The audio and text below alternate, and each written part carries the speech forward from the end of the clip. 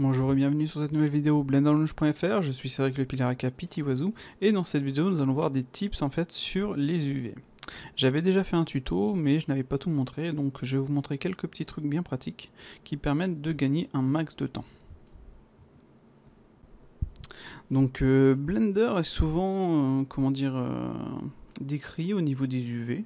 Même moi au début je me disais qu'il manquait beaucoup de choses, et au fur et à mesure que je l'utilise je me rends compte qu'il y a déjà beaucoup de choses, dont des choses que j'apprécie énormément sur UV Layout, genre la possibilité de, par exemple si on a un cylindre, ou même un truc qui tourne, genre un truc, vous voyez, oups là, je vais faire des, voilà, un tuyau comme ceci, avec Blender vous allez pouvoir en fait déplier votre tuyau et avoir un truc très droit, donc c'est plutôt sympathique. Voilà. Et il y a plein d'autres outils comme ça, que genre l'effet marionnette qu'on a sur, Photoshop, qui est vraiment puissant. Imaginez, vous avez un, par exemple, là c'est un dessin, je vais ajouter un pin ici, je vais ajouter un pin ici, je vais ajouter un pin ici, et je vais venir déplacer le pin, et ça va me déformer le dessin en fonction des pins. Et bien, Blender le permet aussi, et ça on le verra par la suite. Donc, nous allons commencer par le Live Unwrap. Alors le Live Unwrap, comme son nom l'indique, ça permet de déplier en temps réel son objet. Donc de voir à chaque modification ce que ça va donner. Et c'est plutôt super puissant. Mais vraiment quoi. Vous allez voir. Donc pour l'activer, vous allez par exemple vous mettre ici en Edit Mode. Vous allez dans les options, par exemple, vous voyez, si je veux voir mes UV, il faut que je sélectionne le tout. Donc moi, je veux voir mes UV sans devoir tout sélectionner, donc je vais cliquer sur cette icône-ci. Comme ça, si je sélectionne par exemple des faces, comme ceci, je vois ma face en fait dans ma vue 3D. Donc, très pratique. Pour faire fonctionner le Live Unwrap, on va le cocher ici dans la vue 3D. Et si on veut par la suite le faire aussi dans la vue 2D, il faut bien entendu le cocher ici dans la vue 2D. Sinon ça ne fonctionnera pas. Ok. Alors le principe c'est quoi? C'est que pour déplier un objet, on va sélectionner des edges. Donc on se met en edge mode, comme ceci par exemple. Vous voyez? On fait un CTRL E et on fait un Mark Sim. Et là, pouf, vous voyez, il m'a fait mon Unwrap en 2 secondes directement. Je vais annuler. Je vais sélectionner par exemple ceci, CTRL, CTRL, CTRL, là je vais faire Alt Shift, CTRL E, Mark Sim. Pouf, et voilà. Vous voyez la vitesse à laquelle ça fonctionne? C'est ultra puissant. Vous pouvez ici dans les Edge Selection Mode mettre Tag Sim. Pour que ça fonctionne, il faut dans ce cas-là sélectionner, là, par exemple, on va le faire comme ceci, sélectionner un edge, faire CTRL et venir en sélectionner un autre. Et pouf, vous voyez, il va nous découper le truc en direct. C'est pratique. Donc, au niveau du dépliage, comme on peut le voir, il est plutôt clean, c'est plutôt sympathique. Donc si on sélectionne par exemple, on va faire ceci, on va faire CTRL E, Mark Sim, pouf, direct, il nous a fait notre œil. Et hop là, CTRL E, Mark Sim, voilà. L'intérieur de la bouche maintenant, on va aller dedans, clac, CTRL E, Mark Sim, et pof. Et vous voyez, ça fonctionne super bien.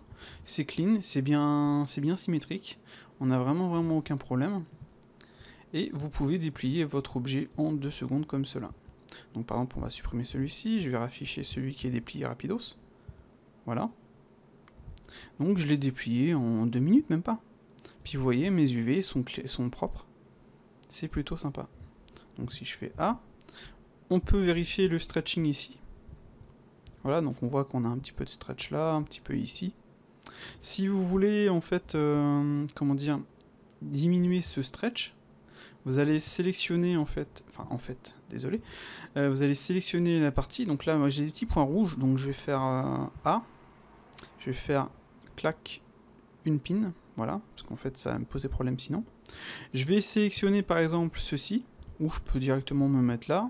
Je vais faire A, vous voyez, clac. Je vais faire L, voilà. Et là, je vais faire Minimize Stretch.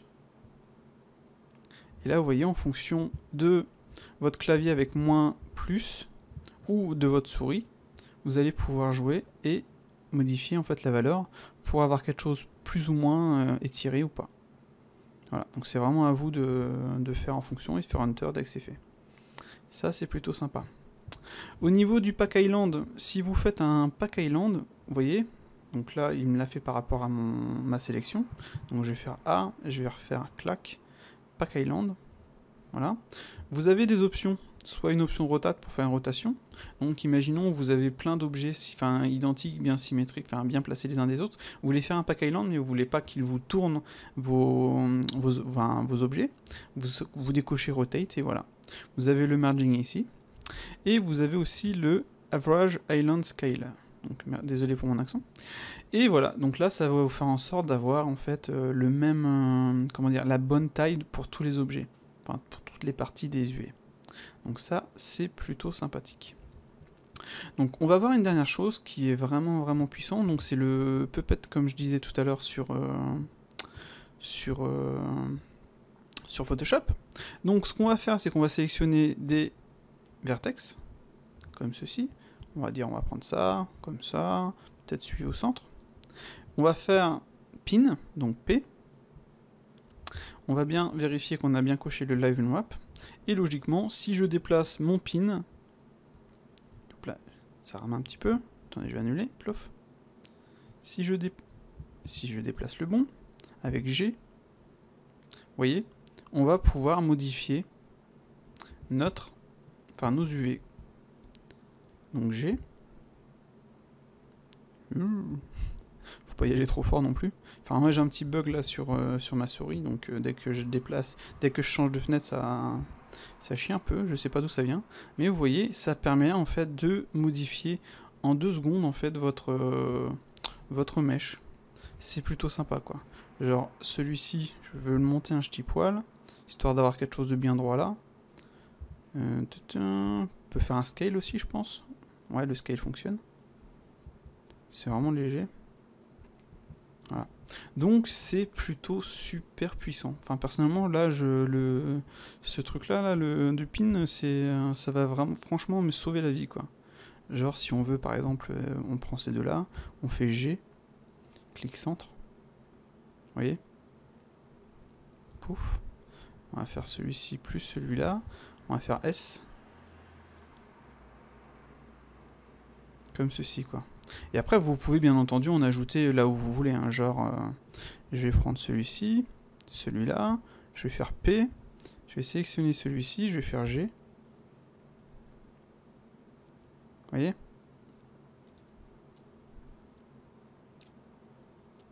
Donc après est-ce qu'on a une influence peut-être par rapport en fait à notre courbe, je crois que c'est T. Scope, non, on n'a pas que ça, tiens. Enfin bref, vous pouvez vraiment faire quelque chose de clean, quoi. Donc voilà pour les pins, le Live Unwrap. Je vais vous montrer autre chose de plutôt sympathique. Donc là, j'ai le drone que je me suis fait. J'ai fait en fait tous les UV. Voilà. Comme ceci, on va décocher le scratch. Donc j'ai déplié tous les UV des éléments.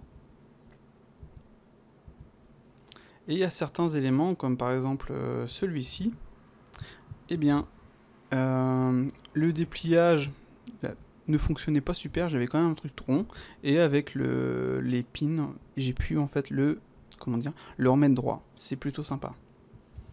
Donc on va regarder un truc par rapport à celui-ci. Donc, imaginons, quand vous allez faire un dépliage, vous allez récupérer un truc comme ça. Ça, c'est caca. Et moi, ce que je veux, c'est ça. Alors, sur la plupart des softs, on va sélectionner chaque partie, les mettre droites avec... on va faire ça, on va faire W, aligne Y, etc., etc. Et sur Blender, comme sur UV Layout, c'est d'ailleurs un truc que je cherchais sur Blender, que j'avais sur UV Layout, qui est vraiment puissant, c'est qu'on peut lui dire, bon bah à partir de ça, tu vas me faire un truc bien clean, bien propre.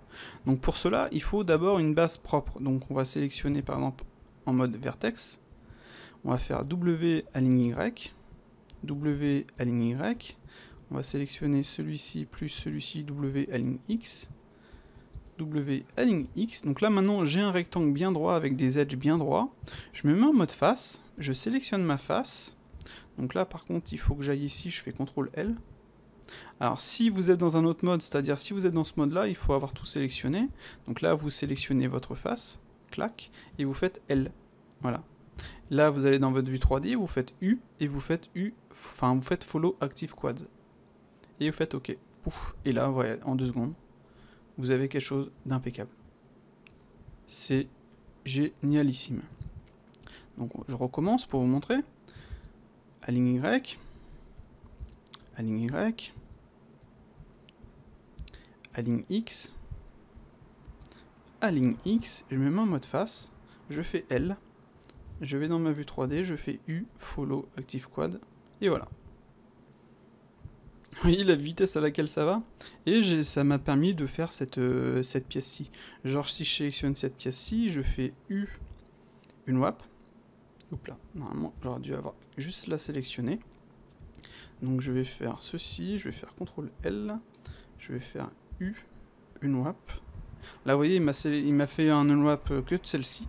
Donc si je la prends, oups là, vous voyez j'ai un petit bug vraiment chiant. Donc CTRL Z, je fais G. Donc là, vous voyez, j'ai quelque chose de pas droit. C'est vraiment pas droit, c'est pas clean, c'est pas ce que je veux, quoi. Donc je vais me mettre en mode vertex. Je vais faire aligne Y, aligne Y, aligne X, aligne X, mode face. Donc là, comme je suis dans l'autre mode, je vais faire ici CTRL L. Faut bien faire attention dans quel mode on est. Je fais U, Follow Active Quad. OK. Et voilà. C'est impeccable. Donc je peux sélectionner l'ensemble, je peux faire Average Island Scale. Voilà, comme ça j'ai récupéré en fait la bonne taille sur mon objet, quoi. Donc par exemple pour cet objet-ci, si je vais faire CTRL L, vous voyez c'est tordu. Bon là celle-ci j'avais fait un petit test, ça va pas être super facile à nettoyer ça, parce que quand vous faites par exemple on va prendre un autre objet, on va prendre celui-ci. Donc là vous voyez j'ai mon objet déplié. Bon, j'en ai 2. Donc je vais en supprimer un. Attendez, hop là. Vous voyez, ma souris elle déconne, mais vraiment, je sais pas ce qui se passe. Je vais faire N ici. Imaginons, ceci, ça se barre. Voilà, face. J'ai qu'un côté, je vais pas déplier les deux, ce sera un peu stupide. Je vais me mettre en solo. Je vais me mettre en mode Edge. Je vais faire A. Je vais faire point. Voilà, comme ça je suis dessus. Donc je me remets en mode Edge, je fais A, et on voit que sur certains points, je lui ai dit, bon, là tu vas me découper ces parties-ci. D'accord? Donc au final, vous voyez, c'est super simple. Et ça me donne ceci. Et un truc que souvent les gens ne savent pas, c'est que quand, par exemple, on va faire face A, on va faire une wrap, on va faire directement une wrap, vous voyez, on a ça. Et ça, c'est pas forcément ce qu'on veut. Et ici, en fait, on a méthode. Avec méthode, on va mettre conformal, pouf. Directement on va avoir quelque chose qui fonctionne de plus conforme, quoi.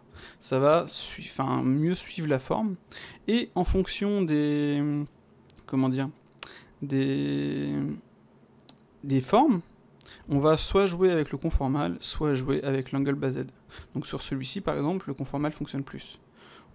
Il y a le fill all, on a correct aspect, etc. C'est à vous de voir ce que ça peut donner, mais de base ça fonctionne plutôt bien, quoi. Voilà, je vais annuler les bêtises que j'ai fait, histoire de récupérer ma forme, voilà. Et comme on peut le voir, on peut facilement, là, l'ensemble du drone, je l'ai fait en très peu de temps, non, parce que ça prend du temps de faire quelque chose de correct, mais quand on a ce genre de choses-là, donc je vais faire CTRL, et hop là, je suis pas dans le bon mode, donc je vais faire, on peut se mettre en, ouais non, je suis dans le bon mode, peut-être un, je vais faire A, voilà. Je vais faire L, vous voyez, G. Sinon, vous avez en fait le mode Island. Et avec le mode Island, vous pouvez décaler vos points directs, enfin vos trucs directement. Si vous faites ça, vous faites G, voilà. C'est plutôt pratique aussi. Faut pas hésiter, si vous voulez faire une rotation, par exemple, vous laissez activer en fait les... comment dire, le snap élément par rapport à notre, notre grille. Vous faites R et vous faites CTRL, vous voyez, il va déplacer en fonction d'angle. Voilà, ça c'est plutôt sympathique aussi. Donc voilà. Un truc important aussi, c'est ici vous avez Export UV Layout, donc c'est un add-on à activer, donc ça permet en fait d'exporter les UV sur une map et pouvoir dans Photoshop ou GIMP, etc. modifier vos UV quoi. Donc voilà, je pense que j'ai fait un peu le tour. On a vu quelques petits trucs sympas, au final ça a duré un petit peu plus longtemps que prévu, mais j'espère que vous aurez trouvé quelques petites astuces qui vous plairont, et vous verrez que les UV sur Blender, franchement, c'est vraiment bien foutu quoi. Je dirais, il manque un truc que j'aime bien sur Maya, mais en même temps c'est possible aussi, mais un peu plus compliqué, c'est que quand on a par exemple une ligne d'edge, on va le dessiner, quand on a une ligne d'edge comme ceci, une ligne d'edge comme cela et comme ça, si on veut sélectionner ce point-ci, ce point-là, et le mettre à la même hauteur que celui-ci, dans Blender, ce qu'il faut faire, c'est venir sélectionner ce point, lui mettre en fait le pivot sur ce point, comme ceci, et sélectionner ensuite ces trois-là, et faire, comment dire, bah, je vous montre au final, ce sera un peu plus... je pense que ça peut être intéressant, parce que c'est un truc que j'avais cherché, et je me disais, merde, pourquoi on peut pas faire ça, c'est un peu con, quoi. Voilà. Donc là, imaginons, on fait une wrap, on a fait une wrap. Je vais supprimer le Grease Pencil. Imaginons, vous avez... Youp là, on va se mettre en mode vertex. Imaginons, vous avez ces vertex-là. Vous faites G, clic centre. Vous voulez le mettre ici, donc ce que vous allez faire, c'est que vous allez faire ça, vous allez faire Shift S, Cursor to Selected. Vous allez sélectionner cela, vous allez faire Shift S, Selected to Cursor Offset. Youp là, c'était pas celui-là. Shift S... Non, mais normalement c'était ça pourtant. Par rapport à l'offset. Ah, je dis des bêtises. Comment j'avais fait ça, moi? Pof, pof, pof. Voilà, voilà, en fait, il fallait se mettre ici sur 2D cursor. On fait S, Y, 0. Voilà. C'est un peu... Enfin, je me suis un peu déchiré, je suis désolé. Je recommence. On a mis notre pivot ici. On a sélectionné notre ensemble. On a mis en fonction de notre pivot. Et on fait S, Y, la direction, donc Y en vertical, 0, pouf, et il va nous mettre par rapport à notre pivot. Si mon pivot est ici, je fais pareil, S, Y, 0, et ça va me déplacer tout ça par rapport à mon pivot. Si mon pivot est là, que je veux déplacer tout ça, voilà, S, X, 0, voilà. Parce qu'en fait, sur la vue 3D, je vais annuler ce que j'ai fait. Sur la vue 3D, quand on fait un Shift S, Select to Cursor Offset, ça va faire ce que je pensais que ça allait faire là. Mais normalement, ça devrait fonctionner. Hein. Je sais pas pourquoi ça n'a pas fonctionné. Mais au final, la deuxième alternative, avec comme ça, avec le curseur sélectionné, ça fonctionne tout aussi bien, quoi. Donc, comme je disais, un truc qui est bien dans Maya, c'est qu'on n'a pas besoin de se faire chier à déplacer le curseur. Donc là, ce serait bien d'avoir, de pouvoir sélectionner ces vertex, on va dire. Enfin, ces vertex, ces UV, enfin bref. Sélectionner le dernier, donc on va dire un actif, et que ça nous fasse en fait le, comment dire, le truc automatique. Mais on peut pas tout nous demander non plus, quoi. Mais là, ça fonctionne bien. Donc voilà, je me répète, je vous dis à la prochaine et j'espère que ça vous aura plu. N'hésitez pas à nous donner d'autres infos, d'autres tips en fait dans les commentaires, ça permettra d'en connaître plus. À ciao.